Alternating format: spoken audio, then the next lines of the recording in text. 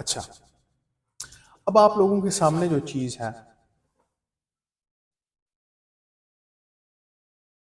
मिल गई, रिसीव हो गई आपको।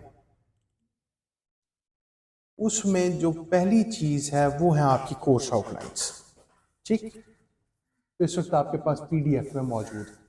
वैसे तो सारे सब्जेक्ट्स की हैं, ठीक है, लेकिन अभी हम चलें एक वो ग्लांस उसकी सारे सब्जेक्ट्स की भी ले लें अगर आप चाहते हैं तो। मुनीब साहब, आपको मिली? पहले शेयर कर दें भाई, यहाँ पे फीमेल्स फीमेल्स को फीमेल्स कर दें, मेल्स को मेल्स कर दें।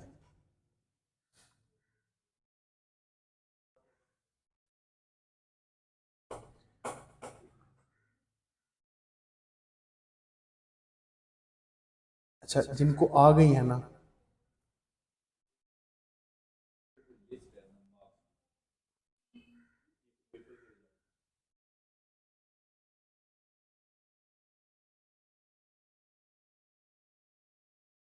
अच्छा अच्छा अच्छा, नहीं नहीं ये नहीं, आपके पास भी आया।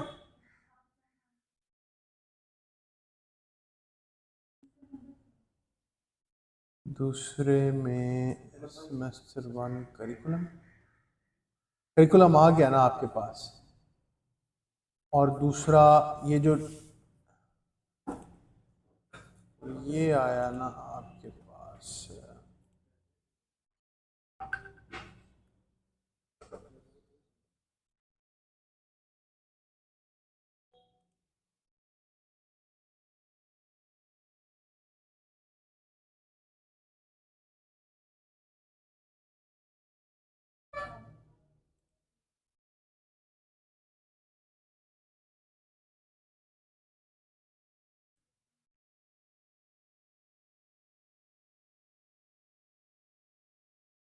अब देखिए फजाम साहब, ये दूसरा डॉक्यूमेंट जो आपके पास आया है,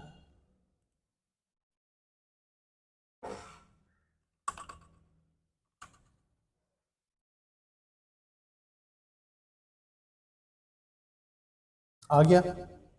ये आपका पहला टॉपिक है। फिलहाल आप सिर्फ वो जो पहली आपको आई है ना करिकुलम, वो खोल लें। अब वो करिकुलम हमारे सामने है। उस करिकुलम में हमारे सामने ये बात आई कि 6 सब्जेक्ट्स हमने सेमेस्टर वन में पढ़ने हैं, ठीक है। उसमें से पहला है क्वांटिटेटिव रीजनिंग वन, जिसका मतलब है कि क्वांटिटेटिव रीजनिंग टू इम्प्लाइडली हमारे अगले सेमेस्टर में होगा, ठीक। अच्छा, उसके बाद ये है कि फंक्शनल इंग्लिश है दूसरा, दूसरा सब्जेक्ट इंग्लिश पढ़ेंगे। उसमें क्या क्या है उसमें हमें नहीं पता, अभी तक सिर्फ हम नाम पढ़ रहे हैं। तीसरा applications of information and communication technologies, यानी आईसीटी के नाम से सुना है हमने कि इसमें कोई कंप्यूटर शम्प्यूटर है, ठीक है। चौथा introduction to law and legal system. अब जो पहले का कोर्स कोड्स भी हैं, इनके 3 क्रेडिट आवर्स हैं इन सब्जेक्ट्स के जो अभी तक मैं बोल रहा हूँ। जो अभी चौथा बोला है इसका कोर्स कोड 104 है, ठीक, लॉ का सब्जेक्ट है। पाकिस्तान स्टडीज है पांचवा, 2 क्रेडिट आवर्स का है, जनरल एजुकेशन का सब्जेक्ट है। और पॉलिटिकल साइंस है हमारा छठा सब्जेक्ट। ये 6 सब्जेक्ट्स हमने पढ़ने हैं, ठीक। इनकी सारी डिटेल्ड कोर्स आउटलाइंस आपके पास इस वक्त आपके फोन्स में, आपके पास ये फाइल्स में होनी चाहिए। अच्छा, इसमें से जो कोर्स कोड 104 है, आज हम उसके हवाले से कुछ चीजें समझेंगे। यूनिवर्सिटी लॉ कॉलेज ऊपर हेडिंग लिखी हुई है, यूनिवर्सिटी ऑफ पंजाब की तरफ से ये कोर्स आउटलाइन हमें प्रोवाइडेड है। और इसमें introduction to law and legal system domain इसकी मेजर, यानी ये मेजर सब्जेक्ट्स में से एक है आपके आने वाले सेमेस्टर्स में। चूंकि हम एलएलबी कर रहे हैं तो लॉ ही पढ़ेंगे, लॉ का एक इंट्रोडक्शन उन्होंने दिया है, ठीक। अच्छा, this course aims to give student a good knowledge. चाहता ये क्या है हमसे यूनिवर्सिटी वाला, कि स्टूडेंट्स के पास एक अच्छा नॉलेज हो किस चीज़ का, of the world legal systems, सारे दुनिया में जितने कानून के निज़ाम हैं उनके हवाले से हमें एक वाकफियत हो कि दुनिया अपने कानून को कैसे चला रही है। ठीक है, डिफरेंट लोग, डिफरेंट कंट्रीज, डिफरेंट स्टेट्स अपने अपने ममालिक में कानून को डिफरेंट तरीके से चला रहे हैं, जैसे उनकी मर्जी है। जैसा कि अभी आने वाले इन डेफिनेशंस में आपके सामने आएगा कि किसी भी मुल्क के कवानीन से उस मुल्क की मुआशरत, उस मुल्क की तहजीब का, उस मुल्क के लोगों का पता चलता है। तो चूंकि लोग डिफरेंट हैं तो कानून भी डिफरेंट है। लेकिन वो कौन कौन से हैं हमें इसका पता होना चाहिए। हमारी यूनिवर्सिटी वाला, पाकिस्तान बार काउंसिल, HEC, तीनों की तरफ से अप्रूव्ड ये स्टेटस है। वो हमसे ये चाहते हैं कि हमें पता हो उनका किस किस चीज का, लाइक सिविल लॉ। अब यहां पर वो सवाल, सिविल लॉ जो टर्म यहां पर वो यूज कर रहा है उसका मतलब है कि लॉ उन लोगों के लिए जो सिविलाइज्ड है, सिविलियंस का लॉ, लोगों का लॉ, आम आवाम को चलाने का, रेगुलेट करने का, उनके बिहेवियर्स को समझने का, उनसे निपटने का जो एक तरीका वजह किया गया, उसूलों का सेट ऑफ रूल्स जो बनाया गया है, वो जो भी है उसमें जो जो भी आता है वो सिविल लॉ कहलाता है।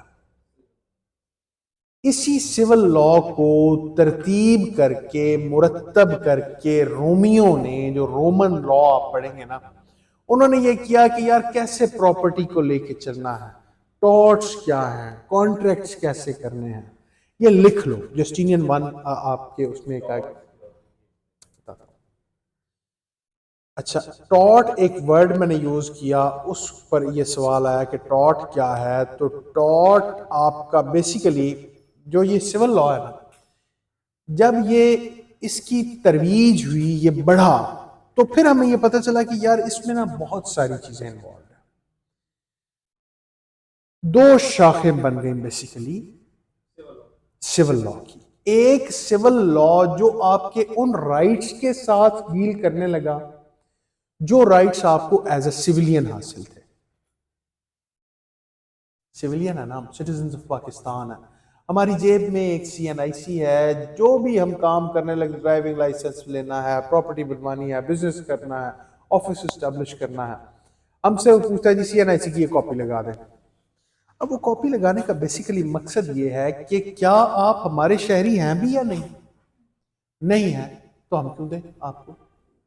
आपको पता है कि पाकिस्तानी इमिग्रेशन लॉज, आप सुनते होंगे अमेरिकन इमिग्रेशन ऐसे लेनी है, इंग्लैंड की ऐसे लेनी है।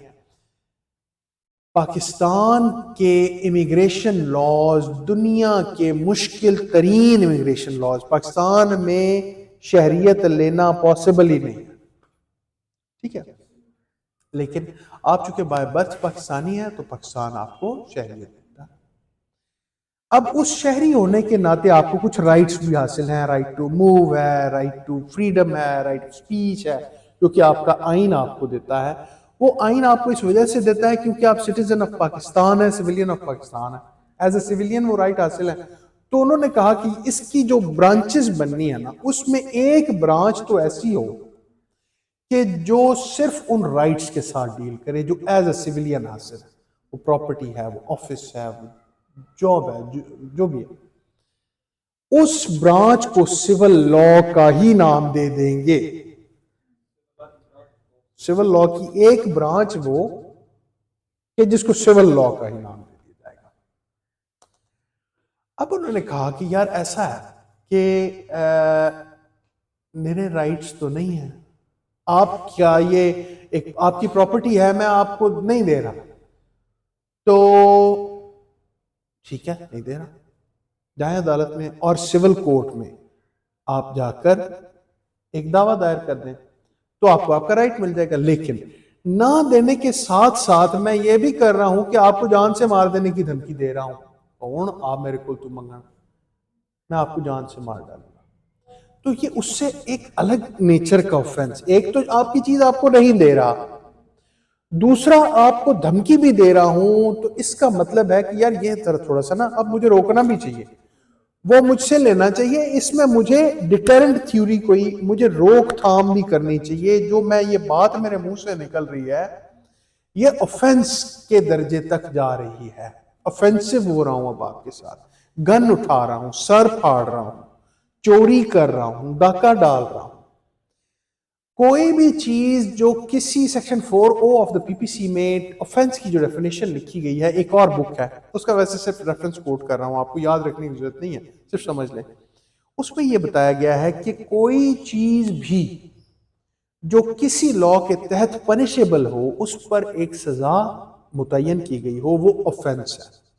और जहां ये ऑफेंसेस और सजाओं की बात आएगी, उसको जो लॉ डील करेगा वो कानून की जिस शाख से बिलोंग करता है उसको क्रिमिनल लॉ कहा जाएगा। ठीक, तो अब तक हमने ये समझा कि लॉ की बेसिक ब्रांचेस, पहले सिविल लॉ, फिर वो जब निकला तो उसकी दो मेन ब्रांचेस बन गई, एक सिविल लॉ कहलाता गया और एक क्रिमिनल लॉ बन गया। यहां तक क्लियर हो गई बात? वो ये चाहता है कि आपको इस बात का भी पता हो कि ये क्या है। ठीक, उसके बाद कॉमन लॉ का आपको पता है, वो ये चाहता है, आपके कोर्स आउटलाइंस में एक वर्ड लिखा है कॉमन लॉ।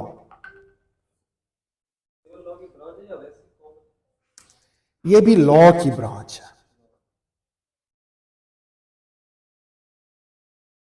कॉमन लॉ ये है कि मैं जल्दी तो नहीं कर रहा हूं, आप लोग नोट डाउन कर पा रहे हैं? अच्छा,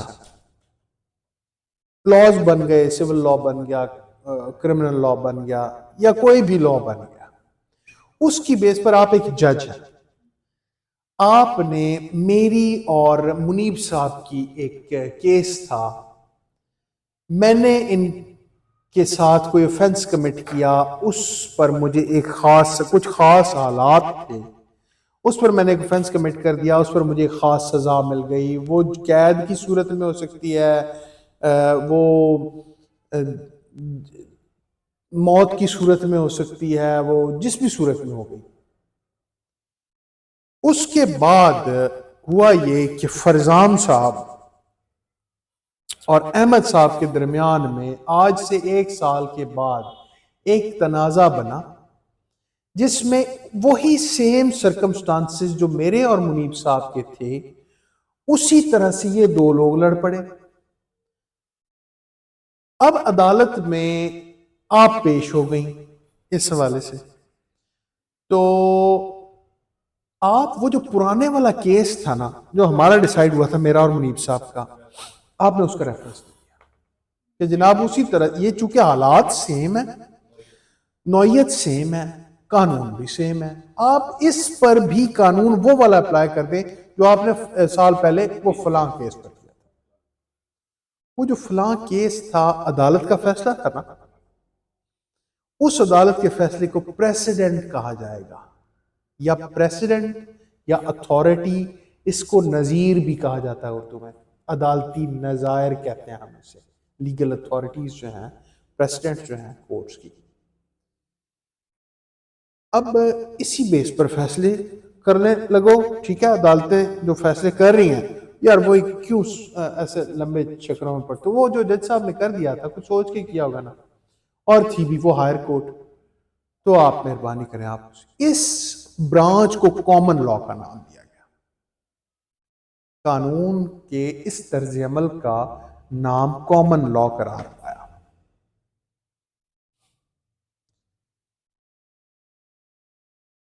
अब तक आपने दो सेंसेस समझ ली हैं, एक तो सिविल लॉ जो आपका कोर्स आउटलाइन आपको समझाना चाहती है, एक कॉमन लॉ। अब आपने वो जो क्लास में एक दिन सवाल उठाया था और मैंने कहा था ये पिछला हमें थोड़ा सा पढ़ना पड़ेगा, अब वो क्लियर हो गया। अब वो जो आपके साथी बैठे हुए थे, वो बेसिकली इस स्टेज पर थे। क्लियर हो गया? किसी को कोई कंफ्यूजन तो नहीं है? गुड। इससे आगे वो आपसे क्या चाहता है? Roman and Islamic legal systems to have, फिर वो चाहता है आपको रोमन लॉ का पता हो।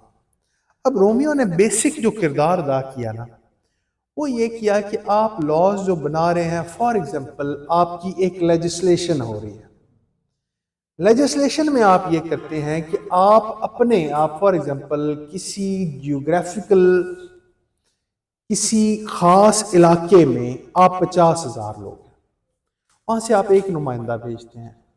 वो नुमाइंदा आपकी विल्स एंड विशेस के अकॉर्डिंग जाकर कहता है जी ये कानून बनाए।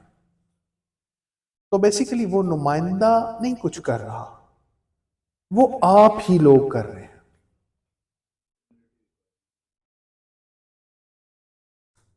अब वो आपकी विल्स एंड विशेस के अकॉर्डिंग एक बिल पेश कर, उसे कहते हैं बिल पेश करना। एक खास डॉक्यूमेंट होता है, वो कहेगा जी ये चीजें हैं, ये फॉर एग्जांपल हेलमेट पर इतना जुर्माना कर दिया जाए, ट्रैफिक लॉज ये बना दिए जाए, नाजायज असले को इस तरह से आप सजा बना दें।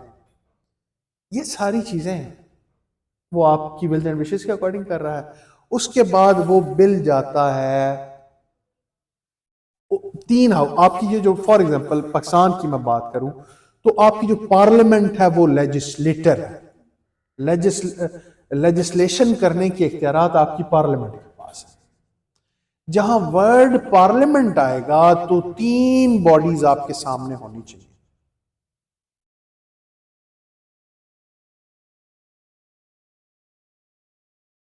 Number one, and the supreme authority is the president. उसके नीचे सेनेट, जिसे अपर हाउस भी कहा जाता है, और उसके नीचे नेशनल असेंबली है। नेशनल असेंबली, आपके नुमाइंदे बैठे होते हैं नेशनल असेंबली में, जो कि हाउस ऑफ कॉमन्स भी कहलाता है या लोअर हाउस भी इसे कहते हैं। ब्रिटिश लॉ में से हाउस ऑफ कॉमन्स और सेनेट जो जिसे आप अपर हाउस कहते हैं उसे हाउस ऑफ लॉर्ड्स भी कहा जाता है। उसके ऊपर फिर उनका जो है वो और निज़ाम है हमारा, उसके ऊपर प्रेसिडेंट है। अब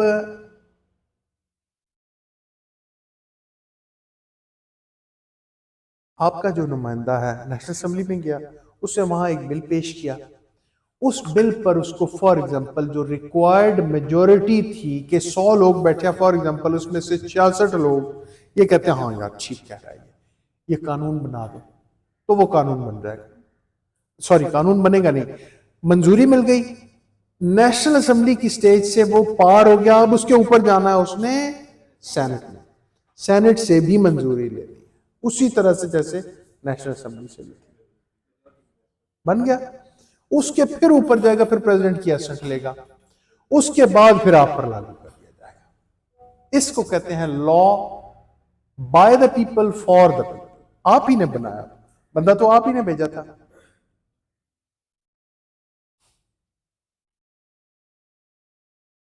अभी तक हम इससे नहीं पढ़ रहे अहमद साहब, इसकी तरफ हम बाद में आएंगे। क्लियर हो गई बात? पक्का? अब रोमियो ने यह किया कि रोमियो से पहले रोमन्स से जो पहले सिर्फ रवायात की बेस पर ही लॉज या कुछ ऐसी चीजें मौजूद थी, रोमन्स ने यह किया कि 12 टेबल्स के नाम से एक पहली तख्ती उन्होंने बनाई, जिसमें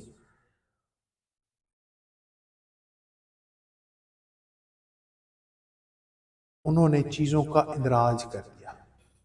यार यूं ही ना भटकते फिरो, आप ऐसा करें कि इसको तहरीर कर लें। जस्टिनियन वन उनका एक बादशाह था जिसने कोडिफिकेशन,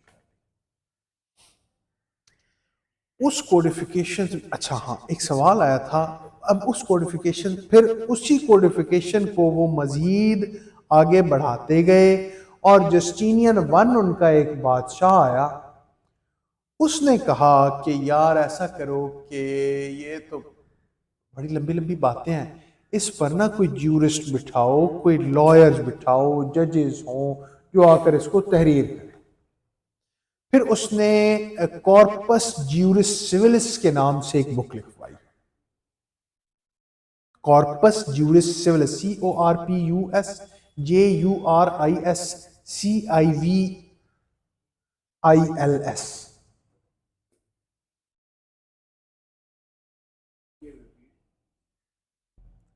जस्टिनियन मान आया, उसने वो जो तमाम पिछले जो 12 टेबल्स से बात शुरू हुई थी ना, उसने उसको मजीद मरबूत बनाकर सारी बातें, जितने उनके कबायली इलाकाई लॉज थे, उसने उन्हें जस्टिनियन वन, उसने उन्हें कहा कि यार इकट्ठा करके लिखो, और फिर एक बुक बनवाई उसने, corpus juris civilis, CORPUS, corpus, JURIS, juris, CIVILIS, civilis. ये उनकी बहुत मानी, सारी दुनिया में मानी जाने वाली बुक बन गई। फिर सारी दुनिया इसमें एड्स, अमेंड्स, ये सारी चीजें करती गई, और वो लोग इसमें आगे बढ़ते गए। रोमियो ने ये काम किया।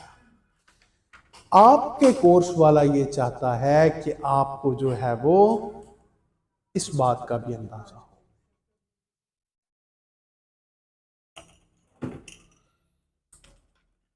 यहां तक बातें क्लियर हो रही हैं?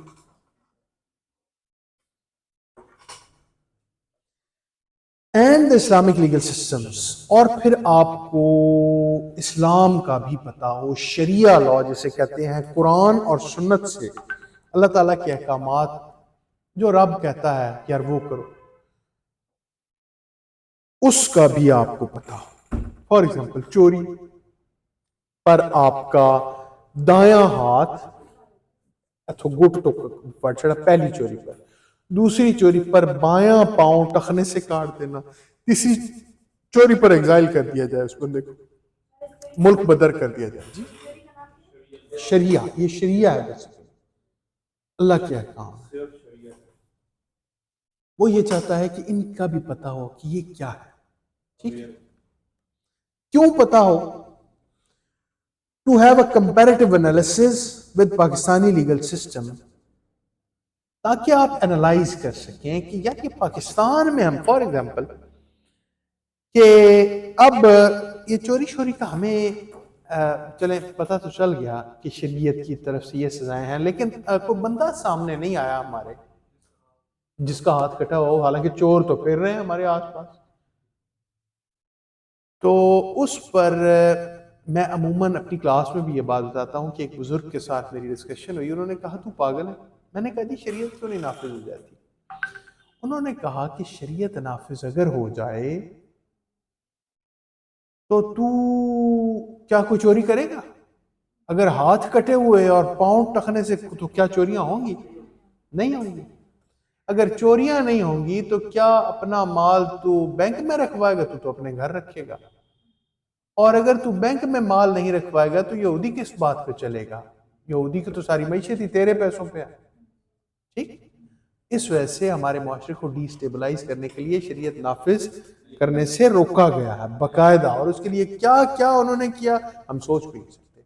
ठीक है, तो ये मेरा अपना एनालिसिस है, आप लोग अपना एनालिसिस कर सकें इस सेमेस्टर के एंड होने पर, ये भी वो चाहता है आपसे। क्लियर हो गया?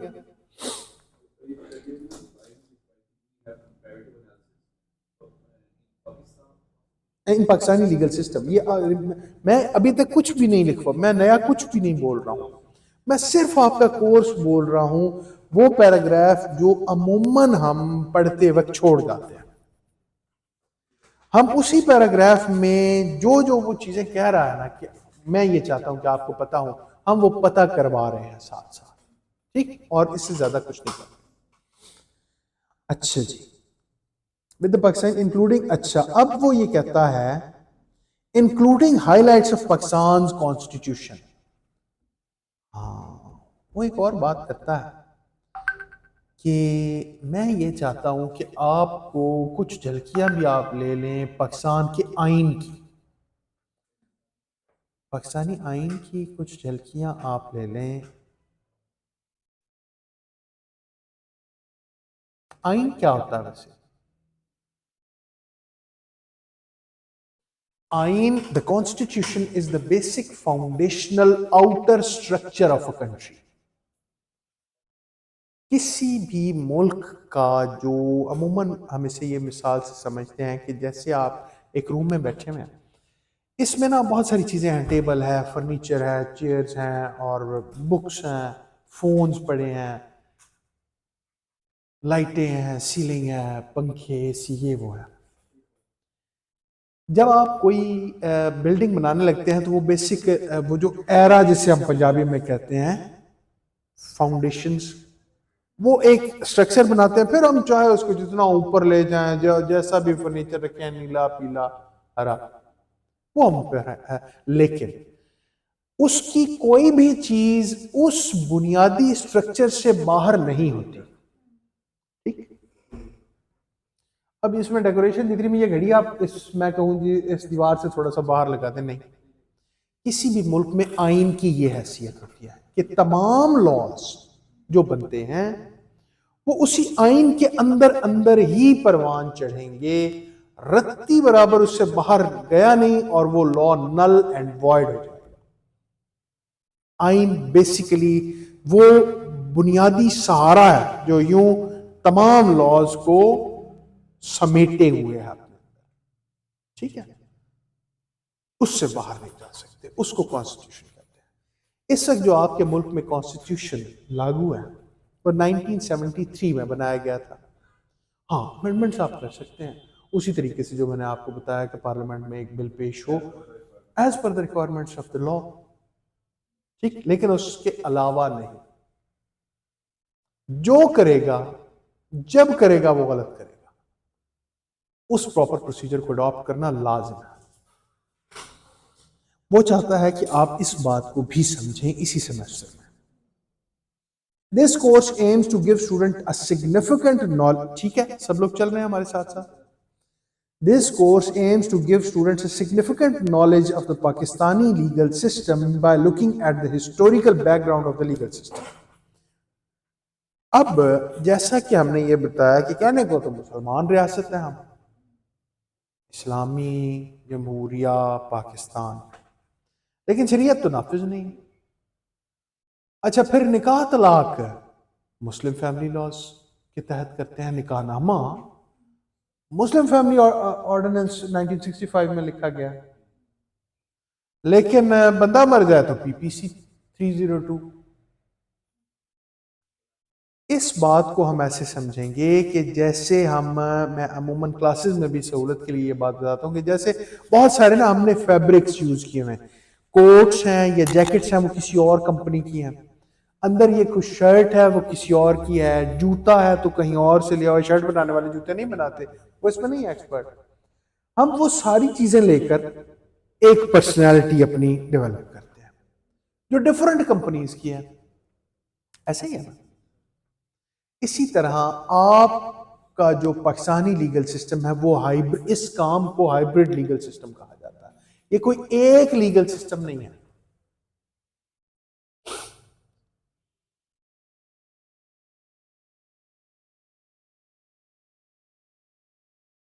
इस लीगल सिस्टम में दो या दो से ज्यादा लीगल सिस्टम्स इन्वॉल्व होते हैं।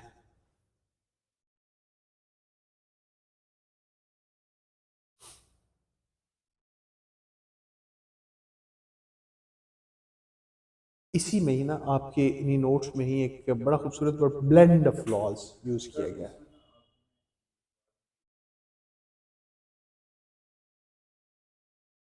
किस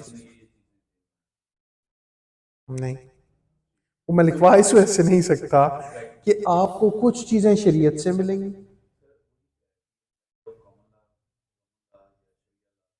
या पता नहीं कौन सा लॉ। अगर मैं लिखवा दूं ना कि भाई ये इन लॉज का ब्लेंड है, तो आप अपने जहन को हो सकता है मरकूज कर लें कि इन चीजों का ब्लेंड है। हो सकता है कल को कोई नई चीज सामने आए तो मैं उसकी स्पेस रखना चाहता हूं।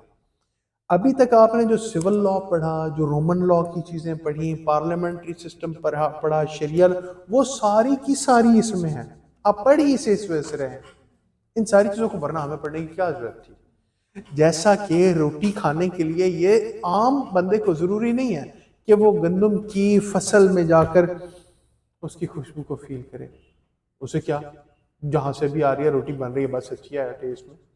ठीक, लेकिन आप बीइंग अ लॉयर इस बात के पाबंद हैं कि जाएं उस फसल में, बेसिकली आपको ये बातें इस वजह से पता होनी चाहिए कि ये रोमन्स की तरफ से बात आई थी, ये बात शरिया की तरफ से आई थी, ये जो प्रेसिडेंट्स हम पेश कर रहे हैं जजेस के सामने, ये कॉमन लॉ की टेक्निक है। ठीक है, तो इस वजह से आपको भाई ये सभी पढ़ना जरूरी है। हम उसको ब्रैकेट्स लगाकर बंद नहीं कर सकते फिलहाल, आगे देखेंगे, हो सकता है शायद कहीं कर भी दें। अच्छा, the role of legislature, legislature के बारे में मैंने आपको बता दिया, वो चाहता है कि आपको लेजिस्लेचर का भी पता हो। And the court system in Pakistan. अच्छा, अब ये हुआ, आपको याद होगा कि हमने सिविल लॉ जो बेसिक था उसको कितने हिस्सों में बांटा था, कौन कौन से? Very good.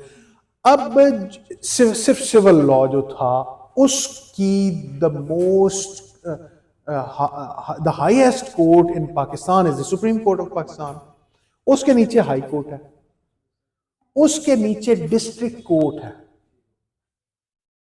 उसके नीचे सिविल कोर्ट है हैविंग थ्री काइंड ऑफ जजेस, civil law first class, civil law second class and civil law third class, civil जज थर्ड क्लास। सिविल जज फर्स्ट क्लास, सिविल जज सेकंड क्लास और सिविल जज third class, ये उसकी line है।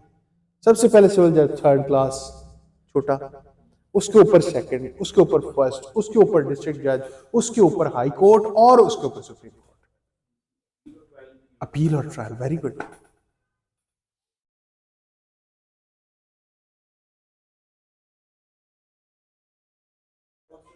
सिविल जज third class, second class and first class, उसके ऊपर डिस्ट्रिक्ट जज, उसके ऊपर हाई कोर्ट, उसके ऊपर सुप्रीम कोर्ट। इसी तरह जो डिस्ट्रिक्ट, यही थी, हाँ, यानी सिविल कोर्ट्स, ये सिविल जो कोर्ट सिस्टम है ना वो ये है। जो क्रिमिनल कोर्ट सिस्टम है वो इसी तरह हाईएस्ट कोर्ट तो सुप्रीम कोर्ट ही है, उसके बाद हाई कोर्ट ही है, उसके नीचे सेशन कोर्ट है, कोर्ट ऑफ सेशंस जज, उसके नीचे मैजिस्ट्रेट फर्स्ट क्लास, उसके नीचे मैजिस्ट्रेट सेकंड क्लास, उसके नीचे मैजिस्ट्रेट थर्ड क्लास। एक और मैजिस्ट्रेट भी है, magistrate empowered under section 30 of CrPC, criminal procedure code. ये भी बस नाम लिख लीजिएगा, डिस्कस इससे बाद में करेंगे कि ये क्या है। Magistrate first, magistrate second class, magistrate third class and magistrate empowered under section 30 of the CrPC.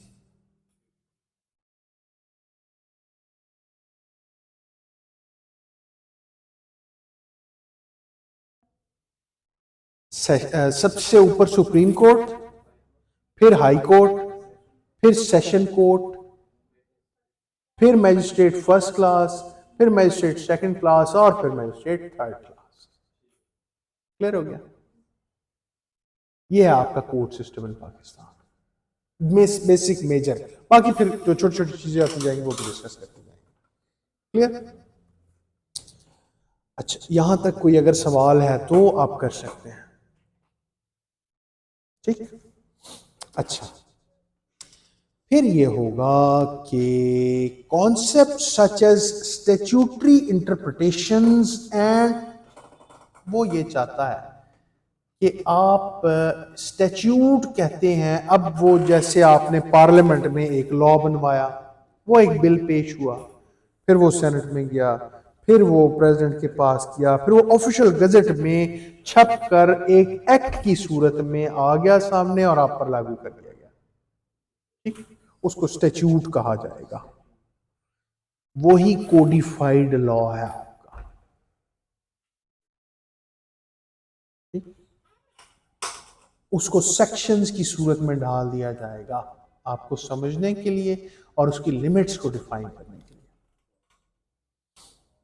वो स्टैट्यूट होगा।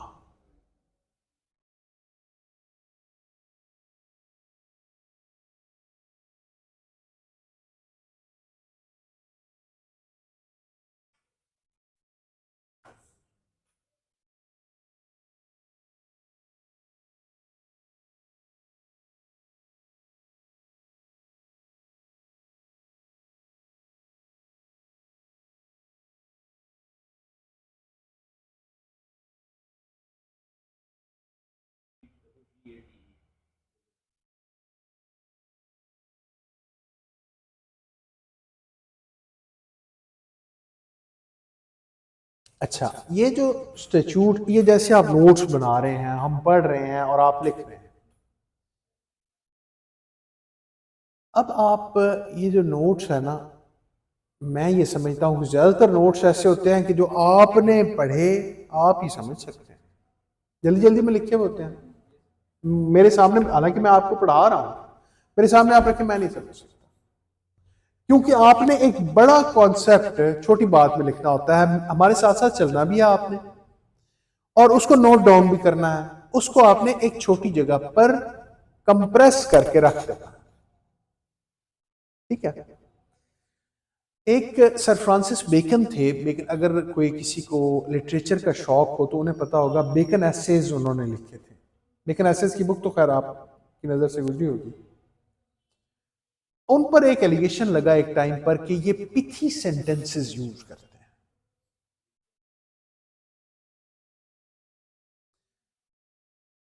पिथी सेंटेंस को ना मैं इस हवाले से समझता हूँ, जैसे गैस सिलेंडर नहीं होता हमारा, अब होती है उसमें लिक्विड, वो यानी गैस हम भरवाते हैं ना, लेकिन आप उसे हिलाएं तो वो अंदर से जैसे लिक्विड हिल रहा है, ऐसा ही है, क्योंकि वो कंप्रेस हो जाती है, उसकी शक्ल ही बदल जाती है। जैसे अब आपके ये जो लफ्ज है ना, ये कंप्रेस्ड है बेसिकली, उन पर ये एलिगेशन लगा कि वो पिथी ठोक ठोक कर बड़ी बात को छोटी जगह पर रखते ना, उसी तरह कंप्रेस करके उसकी शक्ल ही बदल जाती है।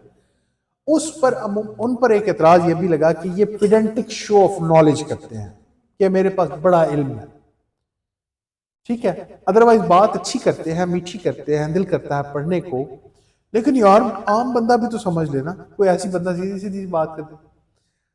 आपका ये जो लॉ है ना, अकॉर्डिंग टू माई अंडरस्टैंडिंग, हो सकता है मैं गलत हूं, आप लोग अपनी अपनी अंडरस्टैंडिंग डेवलप कीजिएगा, ये उस टेक्निक पर लिखा गया है। इसको कब, क्योंकि अब ये सारी बातें जो हम कर रहे हैं लिखना तो पॉसिबल नहीं है, ये तो समझने के लिए जरूरी है, और वो भी बेसिक्स। आप कुछ अरसे के बाद आपको इन सारी बातों, ये मैं करूंगा आप बोर होंगे, तो सर ये पता है, हम आप आगे पढ़ें।